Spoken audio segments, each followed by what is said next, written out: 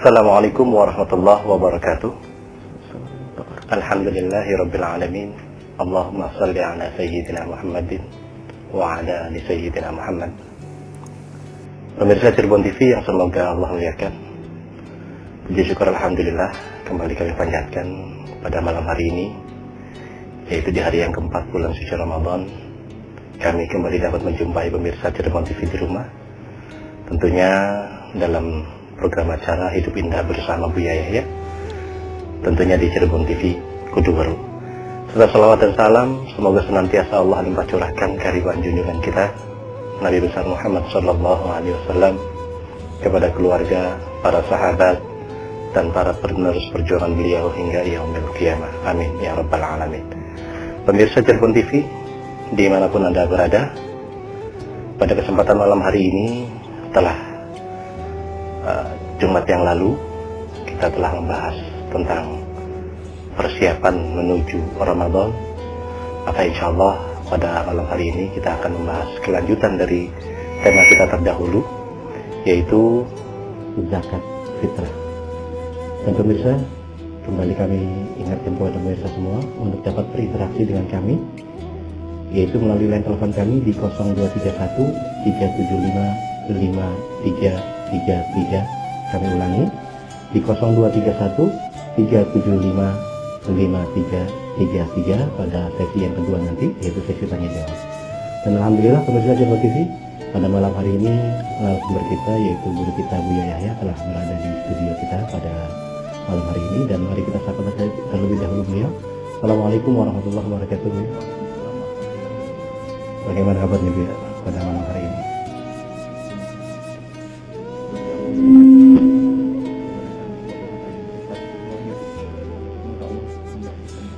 Amin.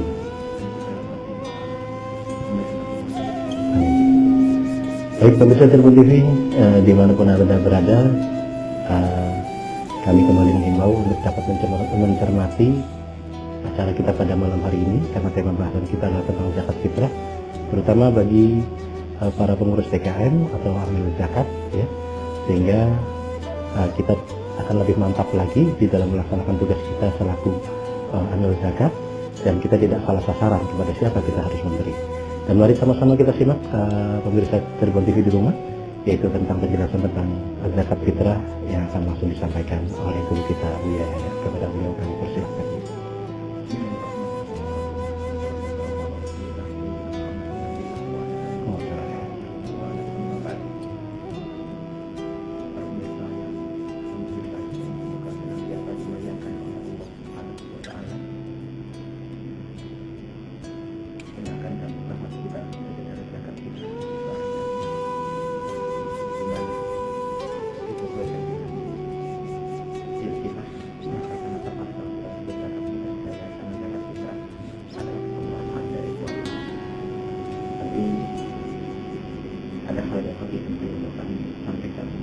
Di luar zakat fitrah yang ada sangkut pautnya dengan zakat. Ini ada beberapa hal terlebih dahulu secara umum yang harus kita ketahui, bahwa di sini kita harus membahas tentang cara pengambilan zakat, khususnya zakat fitrah, kemudian cara penyalurannya. Yang ketiga, mungkin supaya kami tidak lupa, yang ketiga adalah bahwa zakat harta tidak harus selalu di bulan Ramadan.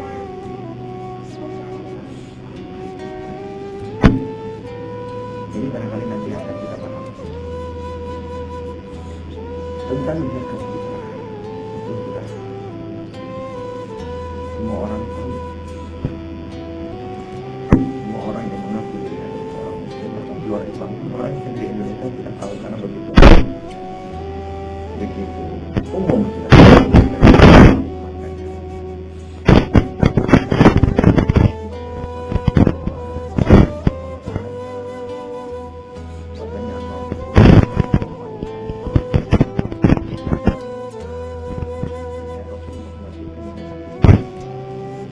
Ramadan, dari bulan Ramadan, pada bulan Ramadan, alamnya kepada manusia semua bawaan tamri atau sa'an min sya'ir, satu sa' dari kurma, satu sa' dari gandum, ala kulli hurrin bagi orang yang mati, atau abdin muda, atau lekarin atau laki-laki, atau unta atau perempuan, minal muslimin dari kaum orang-orang yang beragama Islam. Timbulan dari hadis itu bahwa zakat fitrah itu wajib bagi semua orang, tidak terkecuali budak atau merdeka. Semuanya wajib membayar zakat fitrah. Semua orang, merdeka, laki, perempuan, wajib. Kecil dan tua semua mengeluarkan zakat fitrah. Hanya kita harus tahu ada undang-undang atau syarat-syarat peraturan yang harus diketahui. Bagaimana membayar, siapa yang wajib membayar zakat fitrah?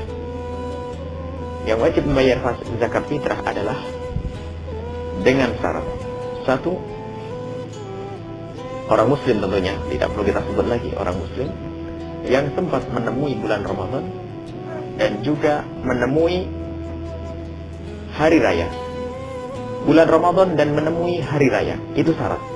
Kalau orang tersebut menemui bulan Ramadan saja, kemudian tidak menemui hari raya, tidak wajib baginya mengeluarkan zakat. Atau sebaliknya, orang sempat bertemu dengan hari raya, tidak menemui bulan Ramadan, maka tidak wajib baginya mengeluarkan zakat. Itu saja sederhana syaratnya. Di dalam mazhab kita Imam Syafi'i radhiyallahu anhu. Misalnya ada seorang meninggal dunia, kalau seandainya besok itu hari raya, malam ini kan takbir sudah, berarti malam ini sudah malam hari raya. Karena bulan Arab itu dimulai adalah setelah maghrib. Kalau ada orang 10 menit sebelum maghrib meninggal dunia tadi, maka dia menemui Ramadan, tidak menemui hari raya, maka dia tidak wajib mengeluarkan zakat. Begitu sebaliknya, ada bayi yang lahir sekarang ini, maka dia tidak wajib dikeluarkan zakat fitrah untuknya. Kenapa? Dia menemui hari raya, tidak bertemu Ramadan. Tapi kalau lahirnya 10 menit sebelum maghrib tadi, sekarang ini kan jam 9 malam, sebelum maghrib tadi, 5 menit atau 10 menit sebelum maghrib keluar ke dunia ini, maka dia wajib membayar zakat fitrah. Karena apa? Dia menemui Ramadan dan saat ini hidup sampai hari raya. Begitu juga kalau ada orang meninggal dunia setelah kentong maghrib, adzan maghrib, lah kok meninggal dunia tadi, maka dia wajib dikeluarkan zakat untuknya. Karena apa? Untuk dikeluarkan zakat atas nama dia, dikeluarkan zakat karena dia sempat menemui Ramadan dan juga sempat menemui hari raya. Itu sederhananya. Kemudian ini tidak hanya orang kaya, ini biarpun melarat, asalkan ini syaratnya di rumahnya ada makanan yang dimakan cukup untuk hari itu dan lebihnya. Dari kelebihannya itulah. Kalau tidak punya kelebihan, ya tidak wajib mengeluarkannya. Jadi tidak ada orang kaya, orang melarat, pokoknya wajib mengeluarkan zakat asalkan di rumahnya ada yang dimakan saat itu dan lebih. Kelebihannya itu. Bahkan kalau seandainya kelebihannya tidak cukup, ya secukupnya. Misalnya, Anda punya keluarga, sehari butuh nasi, butuh beras 5 kilo untuk dimakan. Punya anak 2, suami istri anak 2, berarti 4. Sehari 5 kilo banyak sekali ya. Barangkali ya, anggap saja anaknya 6, 7. Anaknya 7, Anda 2, berarti 9. Punya beras 5 kilo untuk makan di hari raya itu. Nah, kebutuhan berasnya 5 kilo untuk makan hari raya, tapi Anda punya 7,5 kilo. Maka 5 kilo Anda makan hari itu, 2,5 kilo adalah untuk zakat. Digunakan yang pertama adalah sang suami yang punya kewajiban bernafkah, baru nanti ke anaknya, baru nanti ke istrinya, dan begitu. Jadi yang pernah 2,5, kalau tidak ada lebihnya yang lain nggak wajib dikeluarkan zakat karena tidak punya. Kalau punya 2,5 plus berapa 1 kilo, 2,5 buat sang suami, 1 kilonya adalah buat sang anak. Selebihnya ya nggak wajib karena tidak punya. Begitu kaidahnya. Intinya yang lebih dari yang dibutuhkan untuk dimakan hari itu, maka itu yang dikeluarkan zakat fitrah. Dan itu dikeluarkan dari makanan pokoknya. Dari makanan pokoknya. Makanan yang ia makan. Dan jangan sampai kita mengeluarkan zakat dengan kualitas makanan yang lebih rendah. Jadi yang ia makan untuk lebih bagus. Beras pun beras yang Anda makan saat itu. Baik, ini adalah sederhananya. Dan insya Allah sudah diterangkan di mana-mana. Sebab nanti kita akan memasuki sesuatu yang lebih penting dari ini. Nah, kemudian sering orang bertanya, bolehkah dikeluarkan dengan duit? Menurut 3 madhab Imam Syafi'i radhiyallahu anhu yang dianut di Indonesia rata-rata, madhabnya Imam Ahmad bin Hanbal, kemudian madhabnya Imam Malik, maka zakat itu tidak boleh dikeluarkan dengan bentuk uang. Hanya menurut madhabnya Imam Abu Hanifah, dan ini adalah ulama besar, alim besar, pengikutnya juga ulama-ulama gede memperkenankan bahwa zakat fitrah itu boleh dikeluarkan dengan uang. Nah, kalau seandainya orang yang di Indonesia itu mengikuti mazhab Imam Abu Hanifah, itu boleh-boleh saja. Tetapi selagi kita pasti bisa berpegang dengan mazhab Imam Syafi'i, apalagi ini jumhur ulama, alangkah baiknya kalau kita berpegang dengan mazhabnya Imam Syafi'i radhiyallahu anhu. Nah, dalam hal ini perbedaan antara uang dengan dengan makanan pokok, beras itu adalah sederhana. Nah, tidak terlalu perlu diributkan. Ada lagi nanti yang perlu kita harus hati-hati. Baik. Di dalam hal ini boleh, akan tapi dianjurkan tetap kita berpegang dengan mazhab kita Imam Syafi'i radhiyallahu anhu. Nah, di saat akan dirubah menjadi uang, tentunya ini ada aturan. Nah, ini hal yang harus kita perhatikan. Di saat kita mengambil uang zakat fitrah, budgetnya adalah kita mengeluarkan beras. Berasnya 1 sa'. 1 sa' itu adalah 4 mud. 4 mud itu adalah 1 mud 6,4, antara 6,4 6,7. Bahkan ada yang mengatakan 6. Antara 6 on sampai 6,7. Anggap saja 6,5 6,7. Dikalikan. Kalau dikalikan nanti kurang lebihnya adalah 2,5 kilo, 2,6 kilo, 2,7 kilo itu. Di bawah 3 kilo. 2,5 kilo ke atas, di bawah 3 kilo. Itu saja kurang lebihnya. Karena urusan kilo perkiraan, maka jangan kekal juga dengan hitungan kilo. Keras sekali. Harus 3 kilo, harus 2,5 kilo. Kenapa pakai harus? Itu perkiraan kilo. Aslinya bukan kilo, pakai sok. Aslinya pakai sok. Tentunya tidak perlu kita pakai keras kepala ini. Jadi memang untuk ihtiyat iya. Paling rendahnya adalah 2,5 kilo. Paling tingginya adalah 3 kilo. Lebih dari itu sudah kelewatan. Tidak diperkenankan lebih. Jadi kalau lebih dari 3 kilo harus, kalau lebih dari 2,5 kilo atau agak banyak harus ngomong. Kalau ada kelebihannya mohon dimaafkan. Nah ini. Karena kita tidak boleh mengambil haknya orang lain, biarpun itu haknya orang kaya. Nah, di saat akan kita jadikan uang, maka harus nilainya tadi. Dari 2,5 kilo itu berapa nilainya?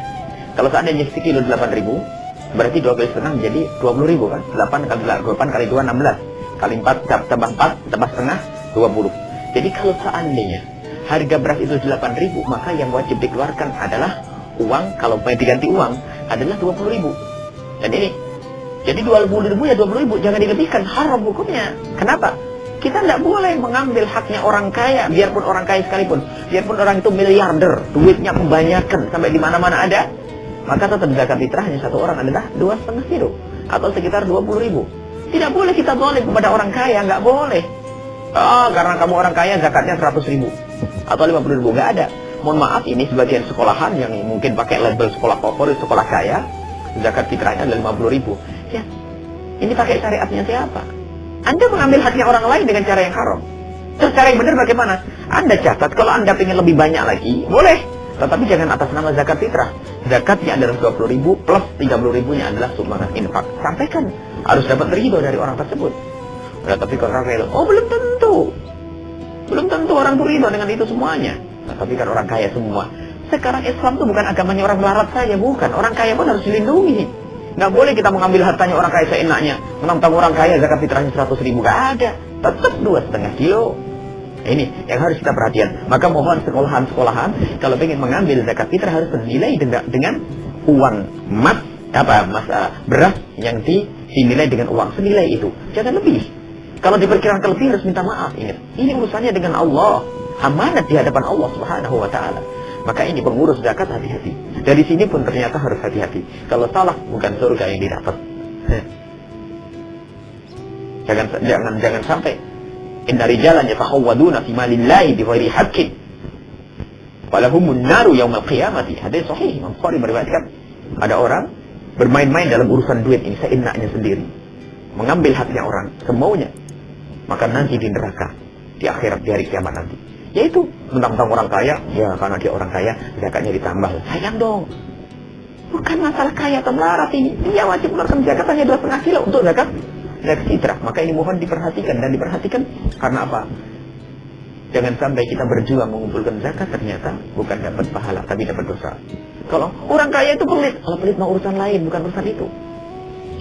Bukan urusan Anda harus berbohong zakat fitrah 2,5 ditambahkan, nggak ada itu semuanya. Ini tolong diperhatikan dari sekolahan-sekolahan. Carilah ridho Allah Subhanahu wa taala. Kita semua membangun keinsafan. Kita ingin semakin takut kepada Allah. Bukan hanya kita ingin memperbanyak yang dikumpulkan, bukan. Kita ingin membebaskan orang dari dosa dari tidak membayar zakat untuk menuju bayar zakat. Jangan setelah itu digencar. Biarpun 20.000 lebih tidak diperkenankan. Nah, ini harus. Ini yang pertama. Kemudian ini masalah pengambilannya ya. Pengambilannya harus hati-hati. Kemudian nanti masalah penyalurannya. Penyalurannya juga harus lebih hati-hati. Hanya yang perlu kami ingatkan, selain ada zakat fitrah adalah ada zakat harta. Tolong diperhatikan zakat harta. Dan mengeluarkan zakat harta, zakat mal itu tidak harus di hari raya. Tidak harus di hari raya. Bahkan ini harus hati-hati. Ada sebagian dari orang tuh mengeluarkan zakat selalu di hari raya. Hari raya, maaf, di bulan puasa. Tidak harus di bulan puasa. Tergantung sesuai dengan perputarannya. Kalau Anda ini zakat perdagangan, maka kalau perdagangan Anda itu bulan Sya'ban sudah panen, sudah berputar 1 tahun dan memenuhi nisabnya, maka bulan Sya'ban harus Anda keluarkan. Jangan ditunda-tunda sampai bulan puasa. Bulan Rajab yang lalu misalnya, Anda memulai bisnis, Anda memulai dagang bulan Rajab. Tatonya sudah berputar 1 tahun masuk bulan Rajab, maka sudah memenuhi 1 nisab. Kemudian berputar 1 tahun, maka Anda wajib mengeluarkan dari semua yang berputar itu adalah 2,5%. Duit 2,5% jangan Anda tunda sampai bulan puasa. Nanti saya keluarkan bulan puasa saja ya. Enggak. Kenapa harus ditunda bulan puasa? Biar saya dapat pahala besar, sebab kan ada Nabi kalau orang bersedekah di bulan puasa pahalanya banyak. Iya, itu sedekah sunnah miliknya ente. Tapi kalau miliknya fakir miskin segera dibagi, jangan ditunda nanti. Nah, kan begitu.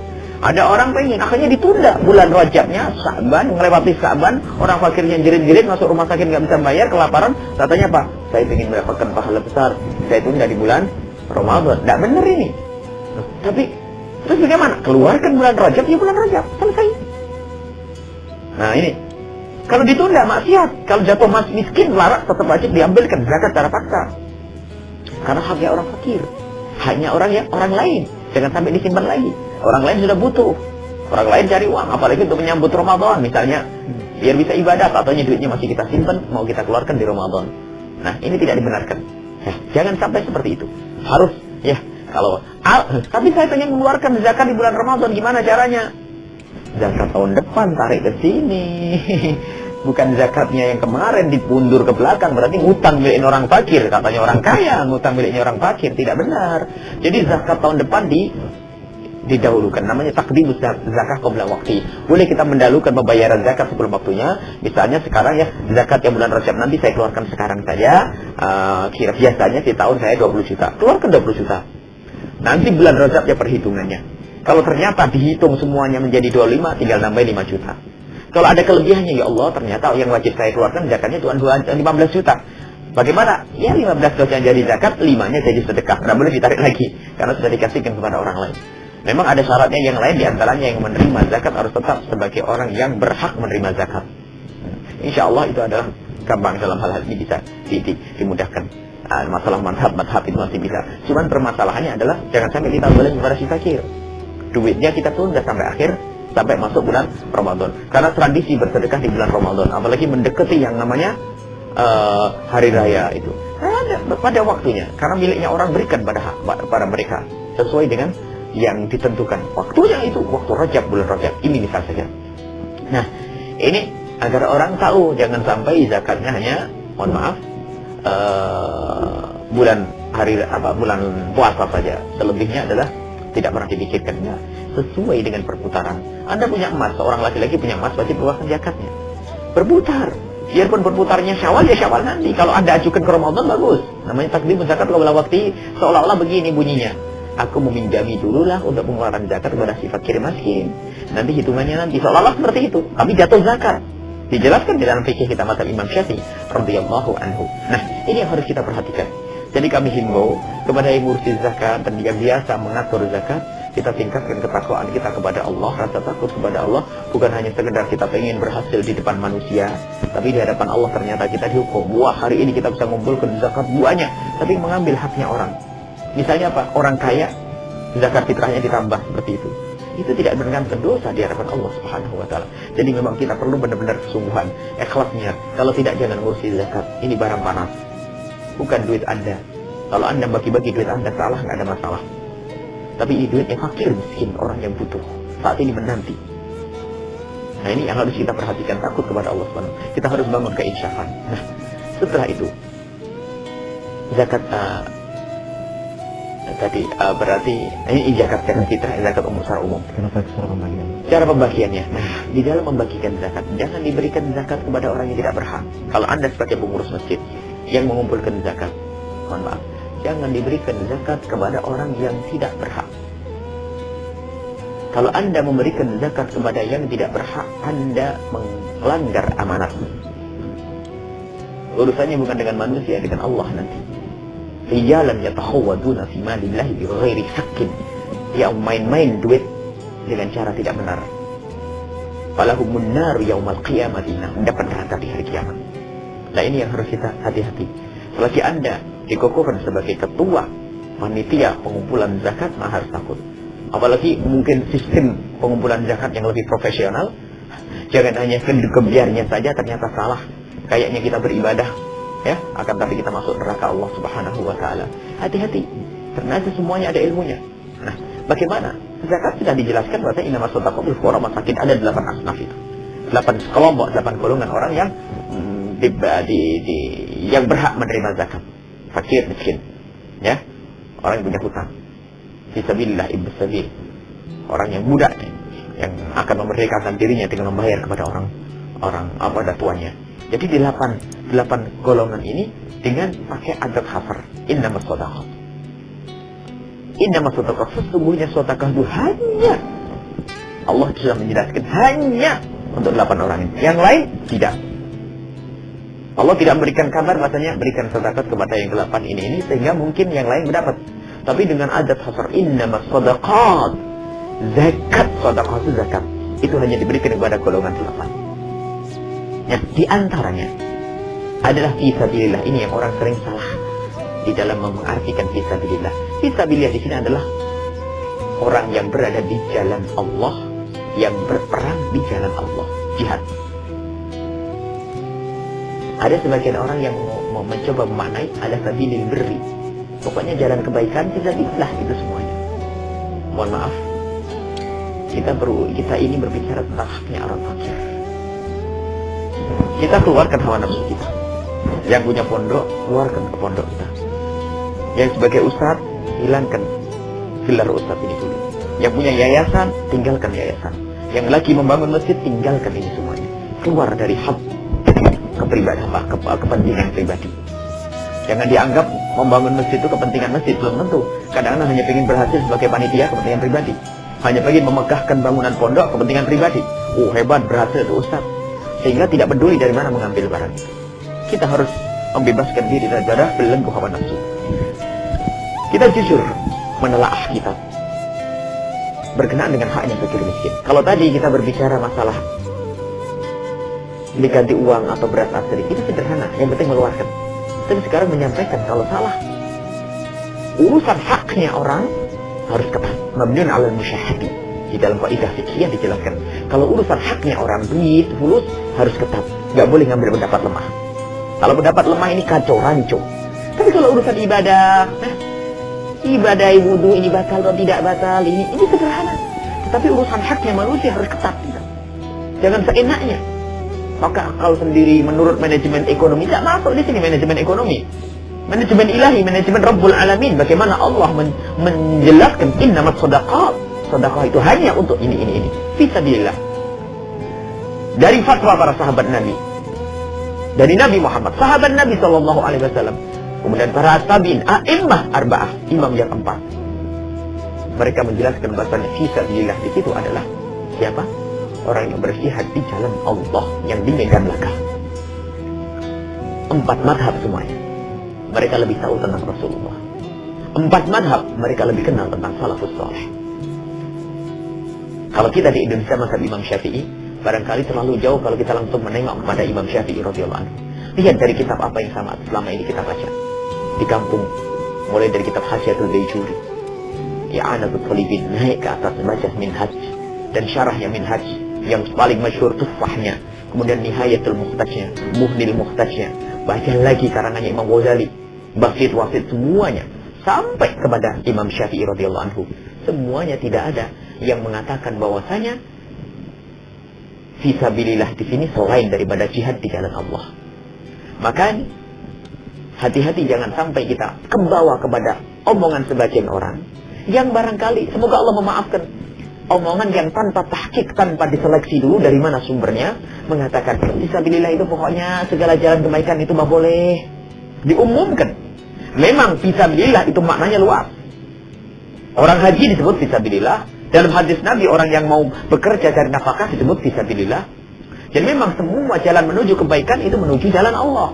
Tetapi ulama lebih tahu maksudnya Rasulullah, bahwasanya fisabilillah di dalam ayat itu adalah orang yang berjihad di jalan Allah, perang di medan laga. Tidak boleh diumumkan ke tempat yang lain, tidak boleh dilebarkan. Kalau sampai diumumkan lagi dengan bahasa fisabilillah, manusia ada fisabilil khairat, fisabilil birri, jalan kebaikan itu boleh semuanya. Boleh kita berikan ke masjid karena ini itu kebaikan, boleh kita berikan ke madrasah kebaikan, boleh berikan ke kiai karena jihad terus. Ini tidak ada itu semuanya. Dan ulama-ulama terdahulu hidup di masa yang, kalau katanya di Indonesia itu masyarakat ulamanya perlu jihad. Kita perlu jihad sekarang. Zaman dahulu lebih lagi. Di zaman kemenangan dan di zaman kehancuran ada semua. Fatwa tidak berubah dari ulama-ulama terdahulu. Zaman kejayaan Islam fatwanya sama. Di saat runtuh fatwanya sama. Musuh Allah ada zaman itu. Dengan bermacam-macam. Ghazwatul Fikri juga ada zaman itu. Tapi tidak pernah ada fatwa masalah zakat ini berubah. Bahasanya diperlebar. Fisabilillah, orang yang jihad di jalan Allah, yang sifatnya adalah mungkin ustaz bisa, mungkin masjid bisa, madrasah, pondok pesantren bukan jihad semuanya, mujahidin semuanya. Kalau ini dilebarkan, coba orang menikah dikatakan fisabilillah. Benar ini. Orang menikah fisabilillah, orang haji fisabilillah, orang sekarang ini ada pasar, di situ banyak diskotik dan sebagainya. Kita membuat pasar Islami untuk mengcounter mereka. Fisabilillah lagi, habis orang fakir kasih apa nanti? Gitu. Mana makna innamas shadaqat? Bukan kami yang ngomong, ulama yang jadi perlu tahqiq. Jangan kita tergiur dengan perkataan Qafal Asy-Syafi'i dari mazhab Imam Syafi'i memperkenankan bahwasanya zakat boleh diberikan kepada masjid dan sebagainya. Coba dicek. Apa perkataan Qafal Asy-Syafi'i? Itu Imam Ar-Razi menakal daripada Al-Qafal fi tafsirihi. Beliau mengatakan apa? Anna ba'dul fuqaha, sebagian ahli fikih memperkenankan diberikan ke masjid. Tidak ditahqiq ba'dul fuqaha ini siapa namanya? Tidak ada. Jadi Qafal Asy-Syafi'i, Qafal Kabir nih, Qafal Asy-Syafi'i yang dia adalah Mu'tazilah kemudian tobat dan menulis tafsirnya waktu dalam keadaan Mu'tazilah. Jadi Qafal ini yang mengatakan ba'dul fuqaha, sebagian fuqaha, bukan Qafal berfatwa, aftaitu kada. Aku berfatwa gini, tidak. Qafal dalam tafsirnya menukil Anna ba'dul fuqaha, mengatakan anna ba'dul dari Razi dalam tafsir Ahkamul Quran, Imam Razi menukil dari Qafal Asy-Syafi'i. Qafal Asy-Syafi'i anna ba'dul fuqaha, bukan fatwanya Qafal Asy-Syafi'i, bukan. Dari mazhab Imam Syafi'i, ini yang sering digembar-gemborkan sana sini. Ustaz mengatakan Qafal Asy-Syafi'i. Dicek kembali bagaimana apa yang dikatakan Qafal. Permasalahannya adalah perlu kita itu insya. Pondok tidak boleh menerima zakat fitrah. Zakat dan zakat fitrah. Masjid tidak boleh menerima zakat. Ini perlu kejujuran kita amanah di hadapan Allah Subhanahu wa taala. Apa yang kita akan dituntut oleh orang fakir. Dan ada sebagian fatwa yang seperti ini, itu muncul kadang-kadang di negara yang sudah makmur, tidak ada orang fakir. Seandainya fatwa itu boleh dianggap, tidak di sini. Di negara yang sudah kaya semuanya bingung nanti diarahkan kemana. Tapi negara kita banyak orang fakir. Masjid kita gedekan, kita ambil dari zakat. Takutlah kepada Allah Subhanahu wa taala. Kita perlu cek dari kajian ilmiah ulama mana yang mengatakan. Ada nukil dari Imam Hasan Basri, perlu dikukuhkan mana penukilannya. Apakah Imam Syafi'i tidak tahu itu semuanya? Ulama-ulama tidak tahu. Menukil dari Sufyan Ats-Tsauri, mana nukilan sesungguhnya?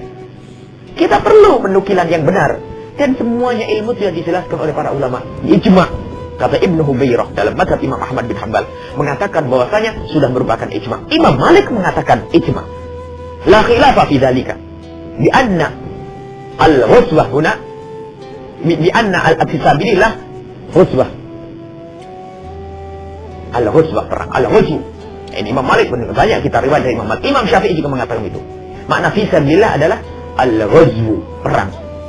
Bukan orang-orang yang berjuang hanya jadi berjuang ngajar dan sebagainya. Kalau begitu habis semuanya.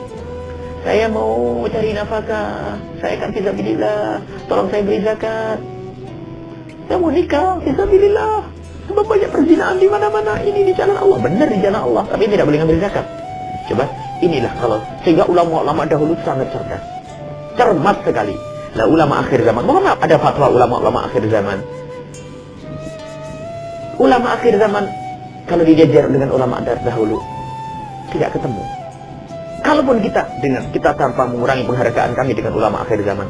Ulama akhir zaman yang berfatwa bolehnya zakat fitrah atau zakat diberikan kepada masjid, diberikan kepada madrasah, sekolahan dan sebagainya untuk rumah sakit tanpa kita mengurangi penghargaan kami kepada mereka. Akan tapi kalau dibanding, ini pendapat ulama, bahkan dikatakan ijma. Imam Malik sendiri menukil.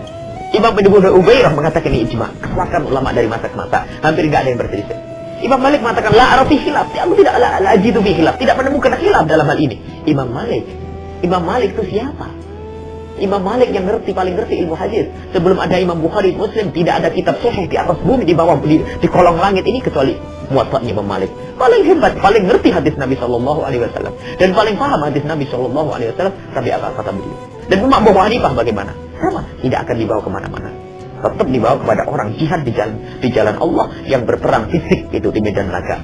Itu pun dikhususkan oleh para ulama. Siapa? Orang yang tidak ditulis di Diwanil Murtaziqati. Yang tidak ditulis di Diwan Murtaziqah itu adalah tidak mendapatkan gaji dari negara. Yang sudah mendapatkan gaji masih nggak boleh. Itu pun masih dibatasi agar tidak diobral begitu. Kenapa? Ada haknya orang fakir. Haknya orang fakir. Ini harus perhatikan. Haknya orang yang tidak mampu. Dan banyak hadis-hadis Nabi sallallahu alaihi wasallam tukhadu min aghniyaihim wa turadu ila fuqaraihim. Zakat diambil dari orang kaya, dikembalikan kepada si fakir. Bahkan Nabi Muhammad juga menjelaskan, la tahillu as-sadaqatu li ghanin ila li khamsin. Tidak boleh sedekah ini untuk orang kaya kecuali 5. Siapa? Orang jihad di jalan Allah. Di antaranya orang jihad di jalan Allah satu. Biarpun kaya, dia jihad di jalan Allah perang dapat. Atau orang kaya yang dikasih sama tetangganya yang melarat. Misalnya tetangganya melarat, dia dapat duit zakat. Setelah tetangganya dapat duit zakat, katanya sayang dengan kita memberikan hadiah. Boleh? Contoh seorang kiai dikasih hadiah sama orang fakir. Orang fakir menerima duit zakat. Boleh, tapi zakatnya ditamlik, dipermilikkan, diambil dulu oleh si fakir. Fakir yang rupanya senang cinta sama kiainya dikasihkan ke kiai. Nah, ini berarti kita menerima sudah bukan dalam bentuk zakat, sudah miliknya si fakir. Itu. Atau membeli. Ada 5. Membeli bagaimana? Zakat yang nyampe ke tangannya orang fakir, kemudian saya beli. Nggak ada sisi mengambil saya kiai dapat zakat, nggak ada. Kiai boleh nerima zakat boleh, tapi yang fakir bukan karena kekiaiannya, karena kefakirannya. Ini kesalahan, mohon maaf. Dan kesalahan ini sebenarnya salah syai'ah. Sudah kesalahan yang sudah umum. Kalau tidak diluruskan, mohon maaf, kita tidak akan menyampaikan itu di atas ilmu kami. Sebatas ilmu kami, inilah ilmu kami. Yang kami ketahui dari perkataan ulama untuk kita belajar fikih, sampai hari ini pun kita buka, tetap saja perkataan tidak berubah. Karena kita mengambil dari kitab-kitab besar, kitab-kitab kecil sampai kitab gede, nah kok sama? Terus kenapa ini kok ada yang salah? Barangkali kurang tahqiq itu saja. Tanpa kita menyalahkan ulama-ulama di Indonesia mengatakan boleh, kita akan menyampaikan ini karena tanggung jawab. Kami tidak ingin menghadap kepada Rasul ditanya, ini orang fakir, duitnya dipakai bangun masjid, kau diam saja. Insya Allah saya sampaikan, di radio kami sampaikan ini. Suka tidak suka, ini kebenaran yang kami yakini. Terserah mangga ambil. Kita harus takut kepada Allah Subhanahu Wa Taala. Kenapa kami seperti ini? Karena banyak kesalahan yang berulang-ulang. Mohon maaf. Di tempat kami banyak orang tiba-tiba datang, ini zakat untuk pondok, zakat untuk buya. Ya kami katakan, kami tidak berhak menerima zakat dan pondok tidak menerima zakat. Ah, kok begitu? Iya. Kami tanya terus, selama ini gimana memberi zakat? Saya berikan ke kiai pondok-pondok ini. Terus saya jujur, zakat sedekahmu mana? Pondoknya kau kasih zakat. Infakmu mana? Infak sunnahnya. Dia diam. Karena kesalahan dan di dalam kita menyalurkan, sehingga orang-orang kaya itu sendiri mau berinfak yang sunnah jadi malas. Karena merasa sudah bangun pondok dengan zakatnya, sudah bangun masjid dengan zakatnya, lupa bahasanya ada pekerjaan sunnah lagi. Nah, ini karena ini berulang-ulang, padahal kita sudah memandangkan ini sudah mulai 4 tahun yang lalu, 3 tahun yang lalu. Ternyata masih ada yang salah. Terus ada dikit yang salah. Berarti kita harus semakin lebih jelasnya. Dan ada kajian ini sudah ada tulisan-tulisan yang kita ambil dari kitab-kitab Syafi'i, Maliki, Hambali, kita kumpulkan semuanya, bisa dibaca, baik yang berbahasa Arab atau dalam bahasa Indonesia. Ini ada semuanya, bisa dibaca dan bisa dinilai. Dan kami sangat senang jika ada orang menyodorkan sesuatu yang berbeda dengan kami, itu adalah ilmu bagi kami. Ya ini pengetahuan kami, dan ini merasa kami amanat. Lalu kami timbang. Ingat, tapi jangan disalah tafsiri. Ada sebagian orang, kalau orang menukil omongan dengan cara yang salah, itu tanggung jawabnya di hadapan Allah. Bahkan ada suatu ketika yang berkata, Buya Yahya mengatakan, kiai ngumpulin zakat tidak boleh. Oh, saya tidak ngomong begitu. Kami ngomong, kiai tidak boleh nerima zakat. Kalau ngumpulin mah boleh. Kiai ngumpulin, kiai lebih tahu di mana membaginya. Mungkin ada yang jamaah di sana yang sakit nih. Tapi jangan dirubah kalimat ini. Sampai ada kami ditegur suatu ketika, kok bisa ngumpulin zakat kok tidak boleh? Siapa bilang? Boleh kiai ngumpulin zakat. Menjadi wakil dalam membagi zakat boleh. Tapi yang kami jelaskan, kiai tidak boleh nerima zakat. Kalau nerima zakat karena kefakirannya. Kiai punya mobil, rumahnya mega, sawahnya seluas-luasnya, nerima zakat haram. Ini hartanya fakir miskin.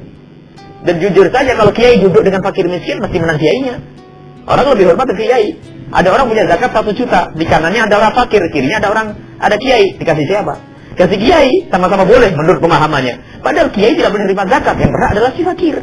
Ini yang harus dijelaskan, dan ini memang pahit, mohon maaf. Ini pahit, akan tapi kita menghadap kepada Allah. Ya Allah, berikan keisyafat kepada kami semuanya. Sehingga masjid nanti tidak ada zakat fitrah yang diberikan ke masjid. Dan sebutkan di depan orang semua bahwasanya masjid tidak menerima zakat, tolong masjid mau roboh dibantu dengan infak yang sunnah. Oh, bakal jadi nanti besok. Karena ada permasalahan secara psikologi ya. Kalau merasa zakat ini digunakan untuk masjid, orang kaya yang membantu pun males. Kenapa? Kan sudah dapat dari zakat. Sudah lama gak usah bantu, mah zakatnya akan banyak. Padahal bantu tuh banyak, karena tidak tahu hitung-hitungannya, khayalannya kayak banyak. Kan orang sini kan orang kaya banyak, zakatnya kalau dikumpulin berapa miliar tuh. Padahal nggak pada zakat kan. Jadi gara-gara seolah-olah membayar zakat, sehingga dia sendiri malas berinfak dan sedekah yang sunnah. Ini adalah karena bertentangan dengan syariat Nabi Muhammad SAW. Ini yang harus dijelaskan. Maka perlu namanya kajian ilmiah. Tidak cukup kita kalau masalah sensitif ini, masalah-masalah haknya orang ini hanya dengan pendapat lemah. Mohon maaf, kami sering mendatangkan pendapat lemah. Kita berbicara masalah haid sering mendatangkan pendapat lemah. Haid, toharoh, bersuci, dan yang lainnya, kita ambil pendapat-pendapat lemah. Kenapa? Itu mah gampang urusan ibadah kepada Allah, mabniun alal musamahah. Digampangin kalau urusan ini. Ini butuh batal, tak batal, tapi urus hati yang fakir miskin. Jangan ambil pendapat yang lemah. Anehnya, orang urusan zakat ngambil pendapat yang lemah, urusan zakat diganti uang saja susah. Kalau ada zakat fitrah diganti uang boleh, tidak ada masalah menurut mazhab Imam Abu Hanifah. Ini anehnya, dalam hal ini kekeh harus mazhab Syafi'i. Sampai pakai helah. Kiainya punya beras nanti beli beras nanti gimana? Beli beras nanti kasih uang. Beli beras. Jadi ya seolah-olah beli beras tapi ngasihkan uang. Kenapa? Biar saya tetap kukuh dengan mazhab Syafi'i. Ya apa-apa bagus. Tapi penyaluran ini lebih penting ini. Ini masalah mau langsung uang saja boleh sah menurut mazhab Imam Abu Hanifah. Jadi pendapat ulama gede diakui di dunia. Akan tapi ini loh yang masalah memberikan zakat ke masjid, memberikan zakat ke madrasah, memberikan zakat ke kiai, memberikan zakat untuk mustasfa, untuk rumah sakit. Ini tidak ada kecuali fatwa akhir zaman. Fatwa akhir zaman. Sampai ada seorang berkata, itu kepentingan siapa? Coba digunakan untuk pencetakan buku. Buku tentang Islam diambilkan dari duit zakat. Rumah sakit dari duit zakat. Giliran orang sakit yang melarat masuk rumah sakit suruh bayar atau tidak? Masih tetap suruh bayar. Aneh, mana nih? Katanya rumah sakit untuk fakir miskin. Mana yang terbukti? Berapa? Buku-buku dicetak untuk disebarkan. Nanti buku agama. Tapi orang fakir tetap bayar. Baik. Lah nanti akan dibagi gratis. Orang kaya ngambil juga. Ini bermasalah karena memang bukan jalurnya. Jadi pelik urusan ini. Selesaikan. Bahwasanya untuk orang fakir. Kalau pengen membangun rumah sakit dan sebagainya, kontak ke orang-orang kaya. Kalau orang menganggap bahwasanya kita perlu jihad fikri, ghusbul fikri, berjihad di dalam dunia pemikiran. Kita membuat televisi dan sebagainya. Ini jihad. Akankah kita ambil dari zakat? Ya habis dong. Orang fakir nggak dapat semuanya. Kita harus punya televisi. Kita sudah ada radio. Pengen televisi yang betul-betul dikemas dengan Islami. Ini jihad. Baik, akankah kita ambilkan dari zakat? Ya tidak, nggak bisa. Kalau memang kita menganggap ini jihad misalnya, membuat televisi Islami, radio Islami, membuat media Islami semua jihad, ghusbul fikri, untuk memerangi, mengcounter pemikiran-pemikiran yang kafir, berarti sudah menjadi kewajiban semuanya. Jangan diambilkan dari uang zakat, Anda keluarkan dari duit semuanya, sumbangan, ayo. Jangan duit zakat duitnya fakir, orang kaya duitnya orang kaya yang harus kita keluarkan untuk membangun televisi, bangun rumah sakit. Masa bangun rumah sakit pakai duitnya orang fakir? Ini jujur. Kita memang perlu sedikit sejenak merenung sajalah. Masa bangun rumah sakit untuk mengkonter orang kafir, duitnya orang fakir. Untuk mengkonter dunia, kesesatan, duitnya orang fakir. Ini bagaimana? Nah ini mohon maaf ya, barangkali terlalu keras kami menyampaikan, tapi ini bahasa cinta kami kepada Anda, wahai para pengurus masjid yang insya Allah sudah benar selama ini. Hanya kami mengukuhkan saja, karena kami sudah menyampaikan beberapa waktu yang lalu. Ini yang harus diperhatikan. Tidak, sekali lagi tidak. Jangan digunakan untuk rumah sakit, untuk pondok pesantren. Karena ini harus kami wakili pondok pesantren. Ada pondok di rumah, ada santri di rumah.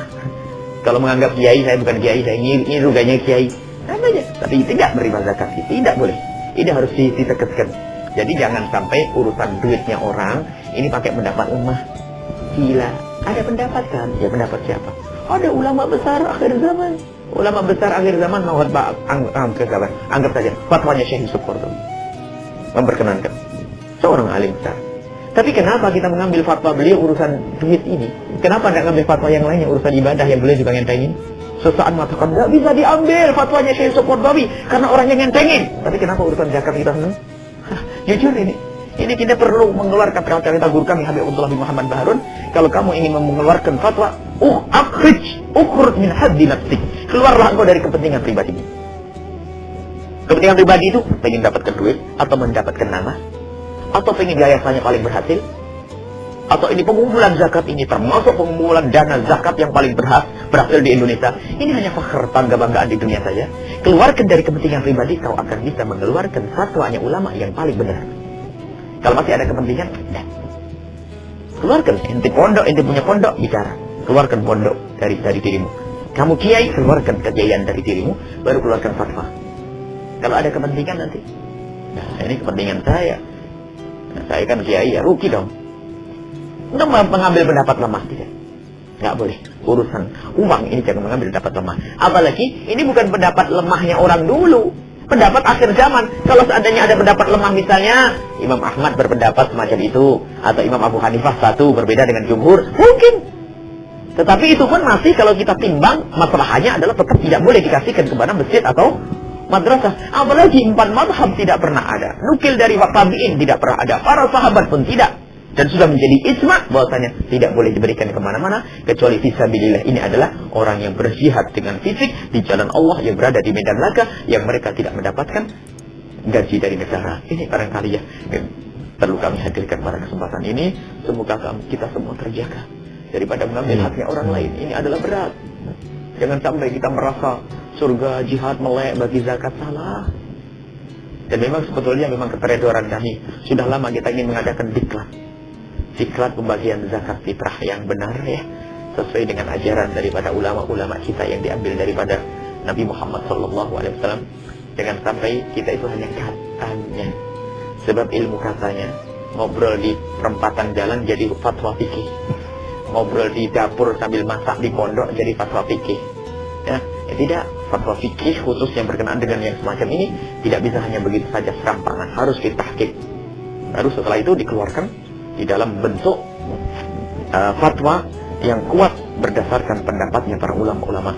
Mohon maaf, ini bukan pendapat saya. Dalam fatwa enggak, ini yang ngomong ini enggak punya pendapat nih. Pakai ini pendapat saya. Siapa? Kalau kita ketemu guru kami bilang, menurut saya atau pendapat saya, mungkin jadi tempeleng dulu. Siapa inti itu punya pendapat? Ini loh. Punya pendapat enggak yang ngomong nih? Berpendapat fikih enggak? Tidak dianggap kami tidak punya pendapat fikih. Yang kami sampaikan adalah pendapatnya para ulama, bukan pendapat kami. Sekali lagi, semoga Allah memberikan kepada kita keinsyafan. Di hadapan kita ada masa depan yang panjang, yaitu alam barzah, mahsyar, dan nanti ada surga dan neraka. Bukan sekarang. Jadi kita harus jujur di dalam hal ini. Wallahu a'lam bishawab. Baik pemirsa Cirebon TV, dimanapun Anda berada, demikian tadi keterangan tentang zakat yang telah disampaikan oleh guru kami biayanya. Semoga keterangan tadi bisa memberikan satu keinsapan buat kita semua, bahwasanya kita harus membagikan zakat sesuai dengan ketentuan yang berlaku atau sesuai dengan 8 asnaf yang memang berhak untuk menerimanya. Dan untuk lebih menyempurnakannya, pemirsa Cirebon TV di rumah, Anda bisa bertanya. Andaikan Anda mempunyai keraguan, terutama bagi pengurus TKN dan para milik zakat, untuk bisa langsung bertanya di melalui nomor telepon kami di 0231 375 5333. Kami ulangi di 0231 375 5333. Namun kami Hidup Indah bersama Buya Yahya akan kembali setelah jeda yang berikut ini.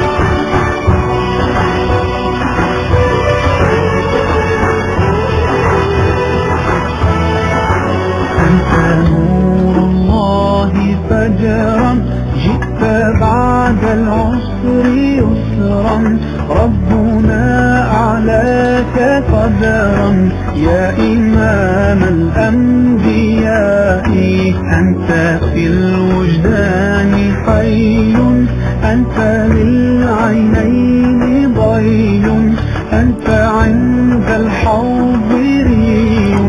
أنت هاد وصفي يا حبيبي يا محمد يا نبي سلام عليك يا رسول سلام عليك يا حبيب سلام عليك صلوات الله عليك يا نبي سلام عليك يا رسول سلام عليك يا حبيب سلام عليك صلوات الله عليك.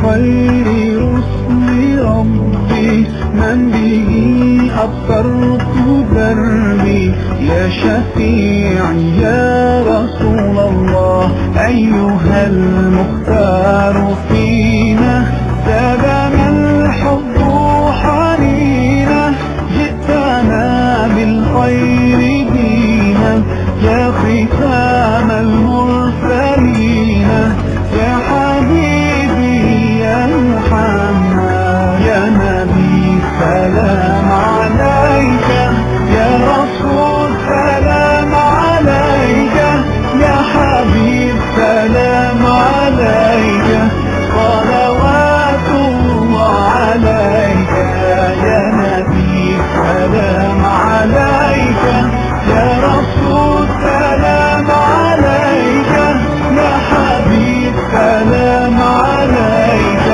صلوات الله عليك.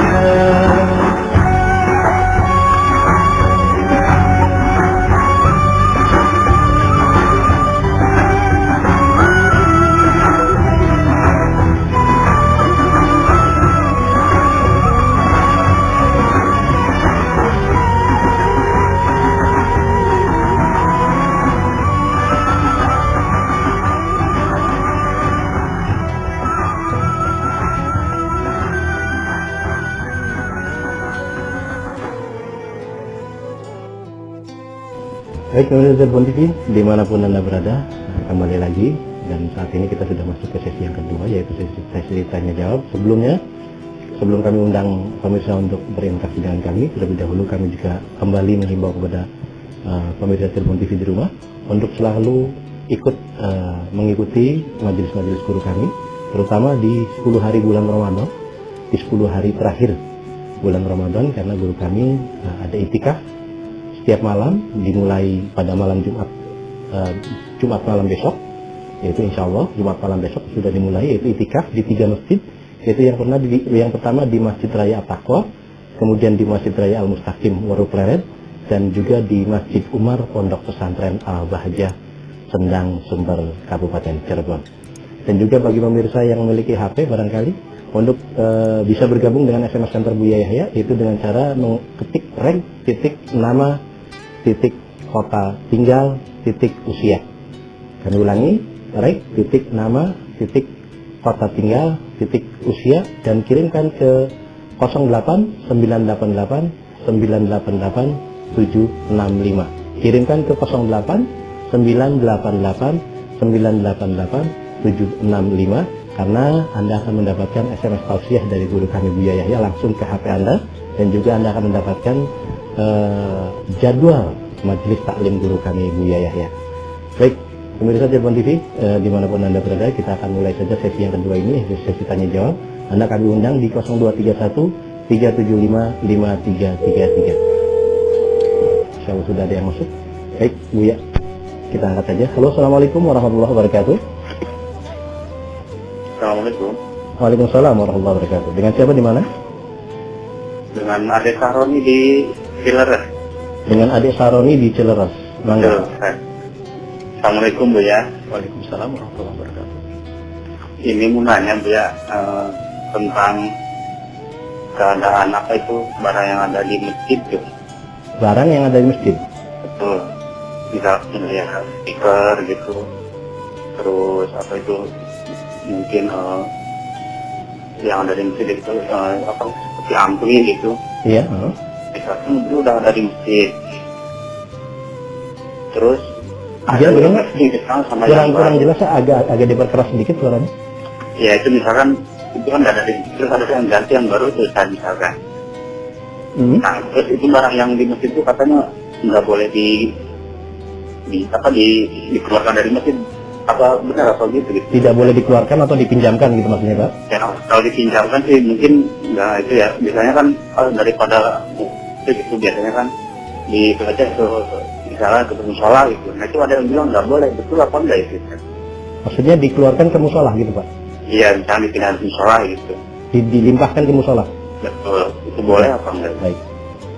Udah gitu aja tuh. Assalamualaikum warahmatullahi wabarakatuh. Waalaikumsalam warahmatullahi wabarakatuh. Baik Bu ya, mungkin pertanyaan kedua Ucan yang akan bertanya nih Bu ya. Bagaimana Bu ya tentang pengumpulan zakat itu? Biasanya ada di setiap badan amil zakat. Pengumpulan zakat itu biasanya sisanya itu diharapkan untuk disetorkan kepada pihak pemerintah. Artinya melewati kelurahan, kecamatan, walaupun nanti ujung-ujungnya adalah di satu badan yang menangani masalah zakat. Tapi kemudian kalau sedangkan menurut informasi yang kami terima, bahwasanya zakat itu kan harus dikeluarkan sebelum sholat id Bu. Bukan sholat id, sebelum terbenam matahari. Sebelum terbenam matahari Bu ya. Jadi pada hari sunnahnya gitu Bu. Tapi ternyata kan mungkin penanganannya bisa melebihi dari waktu itu Bu ya. Nanti itu hukum zakatnya seperti apa?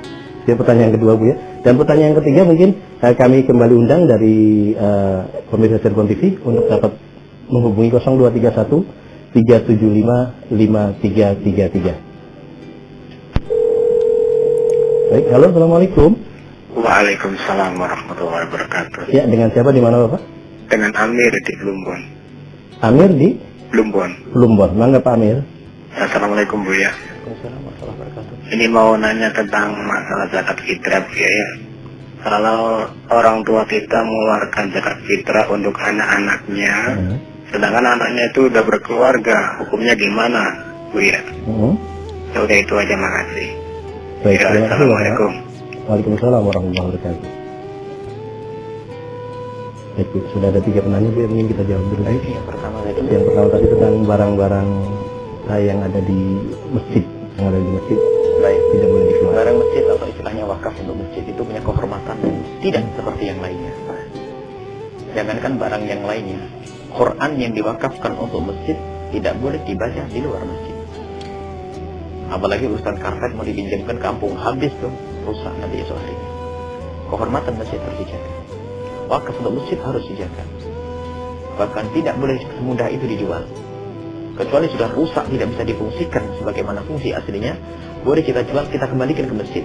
Digambarkan oleh para ahli fikih, contohnya tikar. Tikar dulu kan tikar pandan ya. Tikar dulu digambarkan tikar pandan, tikar bukan tikar seperti sekarang ini, bukan karpet.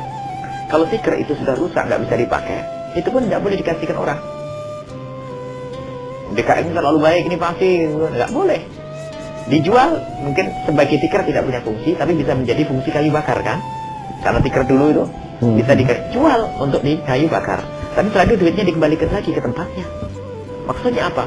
Begitu besarnya kehormatan masjid. Jadi tidak boleh kita jual kecuali sudah tidak bisa berfungsi lagi di tempat itu atau mengganggu. Kayu rongsok semuanya, ya kan? Dipakai untuk jendela sedang bangun, tapi kayu. Apakah akan kita bagi-bagi ke orang? Nah, enak aja bagi-bagi. Kalau Anda ketua DKM mau bagi-bagi, bagi itu rumahmu sendiri, ya gitu. Jangan barang masjid bagi. Termasuk ada DKM minjemkan duit, jangan dong, enak aja minjem. Kamu minjemin duit-duitmu. Ini amanat masjid, punya kehormatan yang tidak ada di tempat lain. Wakaf masjid adalah sampai kapanpun. Jadi Al-Quran saja dibaca di luar tidak boleh. Maka jangan dibawa kemana-mana. Wakaf untuk masjid ini adalah masjid ini. Jangan dibawa kemana-mana. Jadi jangan dibuka celah ini. Kalau dibuka celah ini habis semuanya. Mulai dari boleh nanti pindah ke mushaf. Mushaf ini, Quran ini boleh dipindah ke musola ini. Sekarang mushaf. Besok sonnya di bawah ini. Besok akhirnya pindah sana sini, cepat rusak, cepat hancur semuanya. Mulai dari tikar karpet, akhirnya Masya Allah hancur masjid. Jadi kehormatan masjid harus dijaga. Jadi apa yang dikatakan oleh para ulama tidak diperkenankan dipindah kemanapun. Alasannya apapun. Lah musola sana butuh. Kalau butuh bilang sama orang kampung bulu Quran. Dibelikan nanti.